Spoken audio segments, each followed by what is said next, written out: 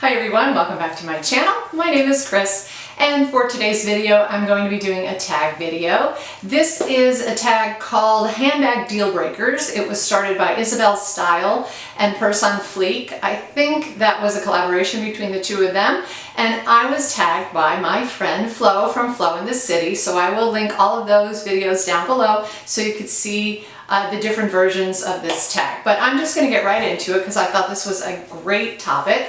And when I think of bags that I really don't want to buy, there's always some consistencies between them, certain categories that they fall into or things like that. So my first deal breaker is that the bag is too small. This is a real trend lately. Bags are getting smaller and smaller, and we all know the Jacquemus Le Chiquito bag, which is teeny weeny. It looks like, you know, Barbie's overnight bag or something like that. Totally useless for me. When I go out, I have to have a couple things. I have to have my car keys, either a small wallet or a card holder, and I also need my sunglasses, my reading glasses, and my phone. So if those 5 things do not fit in the bag, I'm probably never going to use the bag. So I would not buy a La Chiquito. I would not buy any of these mini bags, nano bags, micro bags, whatever you want to call them. And I certainly wouldn't buy a wallet on chain because I'm just not going to be able to use it.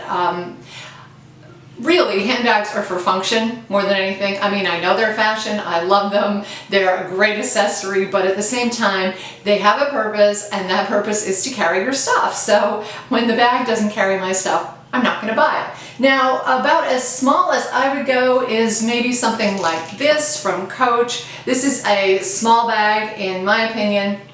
It's a cute little K crossbody, but because of the shape of it, you could fit a ton of stuff in there. So I could carry all of my things very easily in a bag like this. So this is about as small as I would go. I consider my Gucci Soho Disco to be a very small bag as well, and that's about as small as I'm going to get with bags. So that is my first category.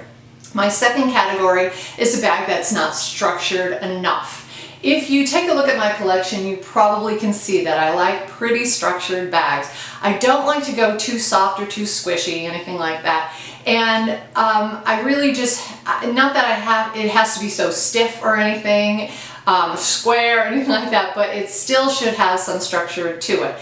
So a bag that's totally floppy, a bag that doesn't hold itself up is not going to work for me. I will do hobos. In fact, I do have a couple hobo bags, but even those, like my Louis Vuitton Graceful bag, even though it is a hobo bag, it still has a flat bottom. It's still structured enough. You can put a organizer in it and you're good to go. So my one experience with a really dreadful bag, the only Dior bag that I ever bought, was this hobo bag. It was really cool and I really liked the clasp on it and everything, but my God, that bag, you couldn't find anything in it. It just, every time you put your arm in and tried to grab something, everything was just escaping. You could never find anything, and you couldn't even like brace it against your body and try to dig around because it was just so floppy. It was really just like a feed bag, and I only had it for a couple of weeks and I ended up selling it because it was just a nightmare. So it kind of soured me on Dior. Unfortunately, I know a lot of people are big fans of their bags, but I never bought another one because I had such a miserable experience with that bag.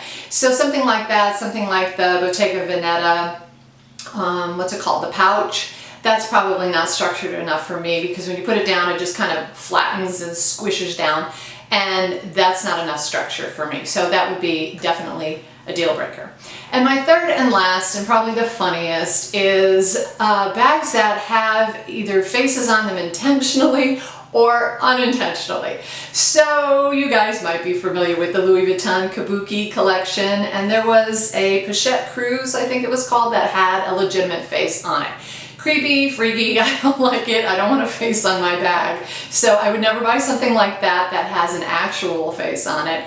But there's also other bags out there that are really, really popular, and that for whatever reason, as soon as I saw them for the very first time, I saw this weird face on it, and I can't get past it, and it still just looks ugly to me. So the number one, if you've seen any of my other videos, you might know that I mentioned this one before, is the Celine luggage bag.